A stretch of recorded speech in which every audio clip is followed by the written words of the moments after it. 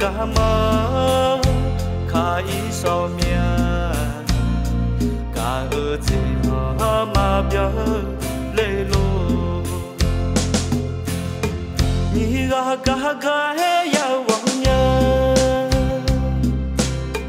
nương mà lá quê yo tư mà na nhà nương nơi xa cho xa mà nương xa mà ya nhà mà nương gà gọi cá ho cá mò cho này nó lô lụa mà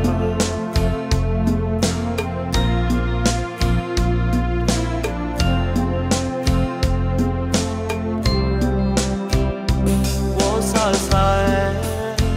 ghê lòng nhà nó ngàn nè càng ra mà cho mi nè abu amyai mưa ở màu khổ cả ở gắng mà tua lo mía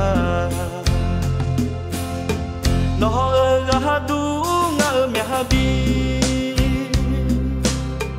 đồ leo mía bi thì nói mà chi nhảy na có na noa thì nó chơi nhà tè anh ngà nó gà ở na có mà si thì na na ya sao nhà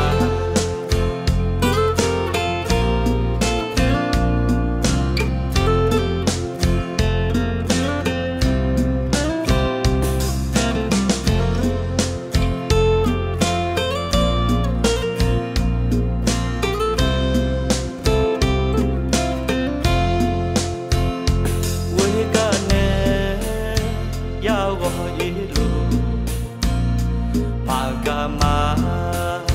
quê ở loe cả ở cả mơ khai so mía cả ở chỉ mà bia lê lô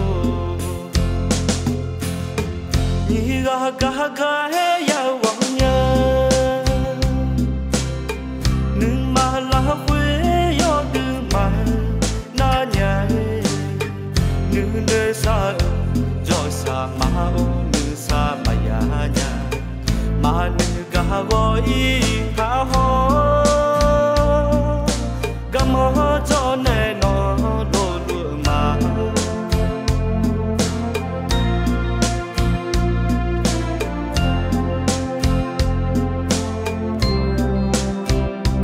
wo xa xa ghê lòng nhà nó nè càng ra mà cho mi nè abu amyai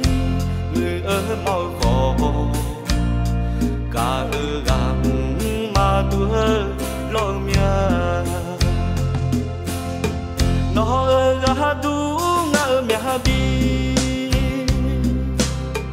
đồ leo mía bi thì nói mà chi nhảy na có na noa thì nó chơi nhà tè anh